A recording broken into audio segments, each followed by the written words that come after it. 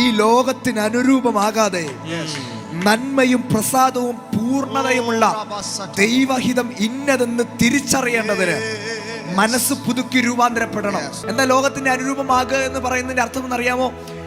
സ്നേഹമില്ലായ്മ, വേർതിരിവ്, ഇതെല്ലാം ഇതിനകത്ത് കൂടെ വരും. കൂടെ നമുക്ക് വേണമെങ്കിൽ ഒന്നുകൂടെ ചേർത്ത് പറയാം. നമ്മള് ലോകത്തിൽ ദൈവത്തെ അറിയാത്ത മക്കൾ നടക്കുന്നൊരു നടപ്പുണ്ട്. അതിപ്പം കള്ളം പറയുന്നതായിരിക്കാം, അടി കൂടുന്നതായിരിക്കാം, ഫോണോഗ്രാഫി കാണുന്നതായിരിക്കാം. ലോകത്തിന്റെ മക്കൾ അവരുടെ ഇഷ്ടത്തിന്, അവരെ സന്തോഷിപ്പിക്കണം, എന്റർടൈൻ ചെയ്യേണ്ടതിന് ചെയ്യുന്ന കാര്യങ്ങളാണ് കൺഫോമിങ് ടു ദ വേൾഡ് എന്ന് പറയുന്നത്. അവിടെയാണ് നുണ പറയുന്നത്, അവിടെയാണ് എനിക്ക് പാപം ചെയ്യാനുള്ള പ്രലോഭനങ്ങൾ ഉണ്ടാകുന്നത്, അവിടെയാണ് എനിക്ക് എൻ്റെ അപ്പയെയും അമ്മയെയും അവരെ അനുസരിക്കാൻ കഴിയാത്ത വിധത്തിലുള്ള അനുസരണക്കേടിൽ നിന്നുണ്ടാകുന്നത്, ഇങ്ങനെയുള്ള എല്ലാ വിഷയങ്ങളും ഉണ്ടാകുന്നത്. ഇതിൻ്റെ എല്ലാം പുറകിൽ വ്യാപരിക്കുന്ന വ്യക്തി ആരാണെന്ന് അറിയാമോ? അവൻ്റെ പേര് ജഡം, നമ്മുടെ മനസ്സെന്ന് പറയും, നമ്മുടെ മനസ്സ്.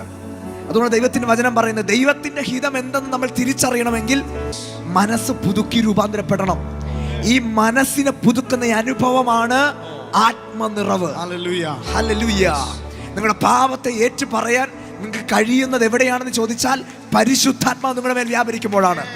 എവിടെയാണ് നിങ്ങളുടെ പാപത്തെ വിട്ട് എന്നേക്കുമായി ലോകത്തിന്റെ പ്രലോഭനത്തിൽ നിന്ന് പുറത്തു വരാൻ കഴിയുന്ന ചോദിച്ചാൽ പരിശുദ്ധാത്മാവിന്റെ നിറവിലാണ്.